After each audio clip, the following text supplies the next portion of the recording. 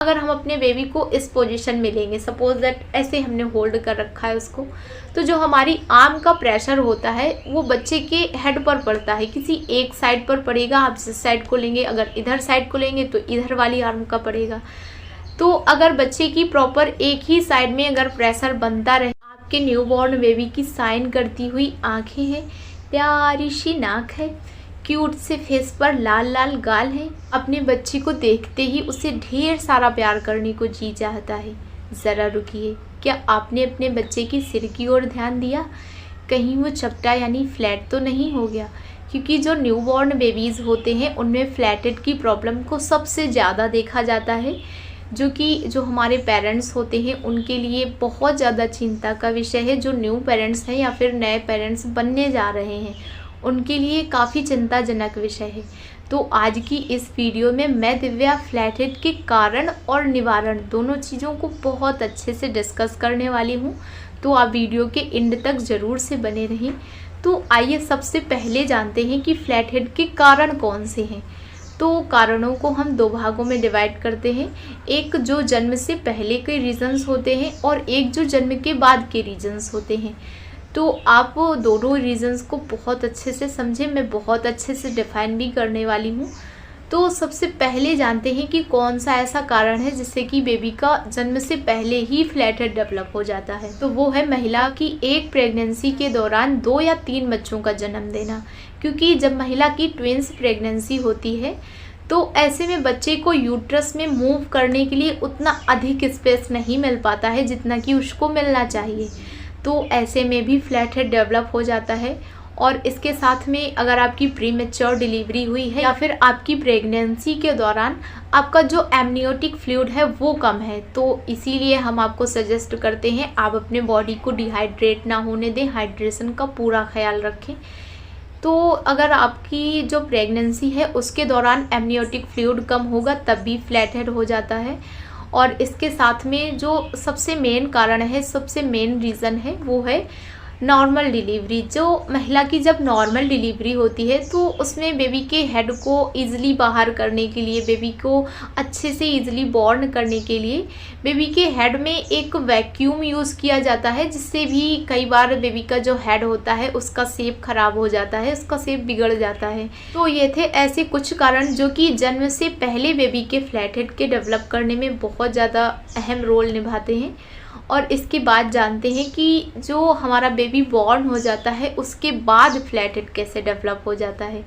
क्योंकि जो कई बार हमारी डिलीवरी होती है, हमारा एमनियोटिक फ्लूइड बहुत अच्छा होता है और हमारी डिलीवरी में भी वैक्यूम यूज़ नहीं किया जाता है, या फिर बच्चे का जो हेड होता है वो बहुत छोटा था तो ईज़िली बाहर आ गया, या फिर आपकी सिजेरियन हुई तब तो बेबी ऐसे ही निकाल लिया जाता है, उसमें कोई प्रेशर की ज़रूरत ही नहीं है और आपका सिंगल बेबी है।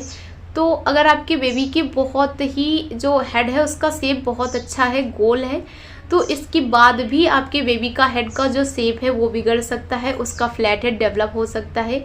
तो आइए जानते हैं कि ऐसा क्यों होता है।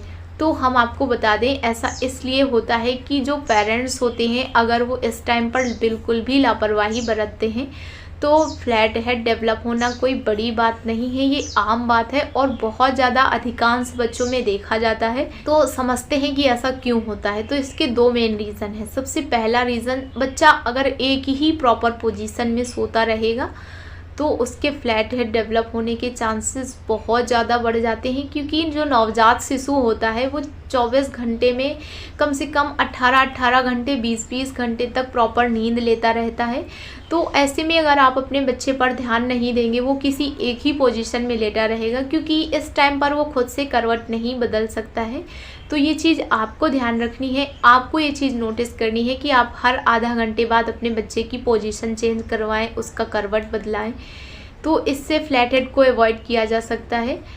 तो आइए जानते हैं इसके साथ में दूसरा सबसे मेन कारण कौन सा है। तो दूसरा जो मेन कारण है वो है ब्रेस्ट फीडिंग। अगर महिला प्रॉपर किसी एक ही साइड से बच्चे को फीडिंग कराती रहती है तो इससे भी फ्लैट हेड डेवलप होता है। क्योंकि अगर हम अपने बेबी को इस पोजीशन में लेंगे, सपोज दैट ऐसे हमने होल्ड कर रखा है उसको, तो जो हमारी आर्म का प्रेशर होता है वो बच्चे के हेड पर पड़ता है, किसी एक साइड पर पड़ेगा। आप जिस साइड को लेंगे, अगर इधर साइड को लेंगे तो इधर वाली आर्म का पड़ेगा। तो अगर बच्चे की प्रॉपर एक ही साइड में अगर प्रेशर बनता रहेगा तो इससे भी फ्लैट हेड डेवलप हो जाता है। कि प्रॉपर मैंने धैर्य के साथ नोटिस किया है, क्योंकि मैं उसको एक साइड से ज़्यादा ब्रेस्ट फीड कराती थी, मुझे ज़्यादा कंफर्ट फील होता था, तो इससे उसका शुरुआत में फ्लैट हेड हुआ था और मैंने अवॉइड भी किया।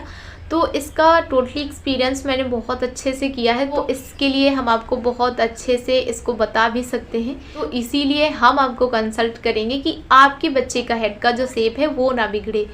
तो इसके लिए आइए जानते हैं कि आप इसको अवॉइड कैसे कर सकते हैं। तो सबसे पहले जैसा कि हमने बताया, आप अपने बच्चे को प्रॉपर अगर वो नींद ले रहा है तो हर आधा घंटे बाद आप उसका करवट बदलाएं।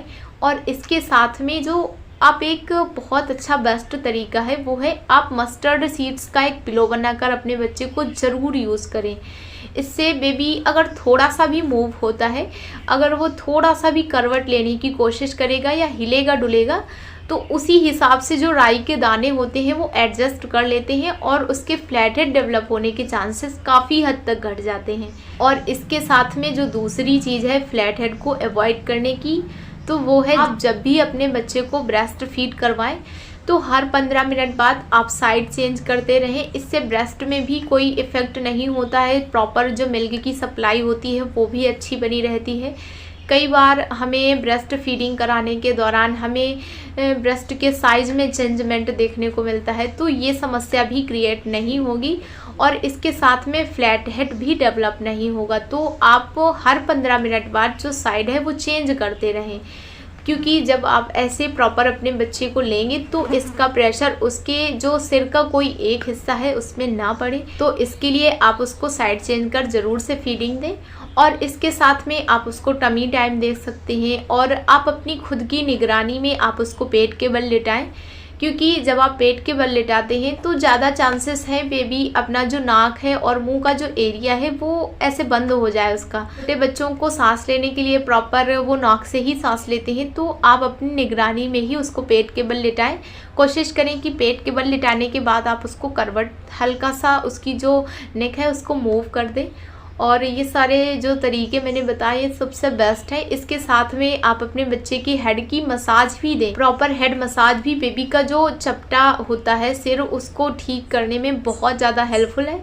लेकिन आपको ध्यान ये रखना है कि आप एक ही दिन में बच्चे के सिर का शेप सुधारने की कोशिश ना करें। आप पर डे उसको मसाज दें। आप जब उसको पर डे मसाज देंगे तो बहुत ज़्यादा चांसेस है कि आपके बेबी का जो हेड का शेप है वो प्रॉपर गोल तरीके से आ जाए। तो लेकिन आप एक ही दिन में बहुत ज़्यादा प्रेशर से उसको गोल करने की कोशिश ना करें। और हम आपको बता दें ये सारे आइडियाज़ जितने भी ये टिप्स हैं इनको आप जितना फास्टली, यानी कि आप कोशिश करें कि 6 से लेके 1 साल के बच्चे का जो सिर होता है आप इतने समय के बीच में ही उसको ठीक कर लें, क्योंकि जैसे जैसे आपके बेबी की ग्रोथ होती जाती है उसका जो हेड बहुत ज़्यादा जो पहले सॉफ्ट था वो अब उतना सॉफ्ट नहीं रहेगा। और अगर आपका बच्चा 1 साल या 2 साल का है तो अगर आप सोचते हैं कि अभी भी आप उसके फ्लैट हेड को अवॉइड कर सकते हैं तो ये प्रॉपर आपकी गलतफहमी है। आप ऐसा नहीं कर सकते हैं। अगर आपके बच्चे की एक बार हेड की जो शेप है वो ख़राब हो गई और आपने ध्यान नहीं दिया तो ये लाइफ टाइम बनी रहने वाली समस्या है। आप साल या 2, 3, 4 साल तक ऐसा उसको ठीक नहीं कर सकते हैं और इसको इतनी एज के बाद ठीक करने का कोई इलाज भी नहीं है। सो आप कोशिश करें कि 6 से 10 महीने 8 महीने तक के बच्चे का जो हेड का शेप है आप इसी बीच में आप उसको बहुत एक अच्छा शेप दे दें, आप उसको सुधारें। आई होप कि आज की जानकारी पसंद आई होगी। आई होप कि ये वीडियो आपके लिए थोड़ा सा हेल्पफुल रहा होगा। मिलते हैं ऐसे ही किसी नए विषय के साथ। तब तक के लिए खुश रहिए, स्वस्थ रहिए और यूं ही मुस्कुराते रहिए। वीडियो के अंत तक बने रहने के लिए आपका बहुत बहुत धन्यवाद।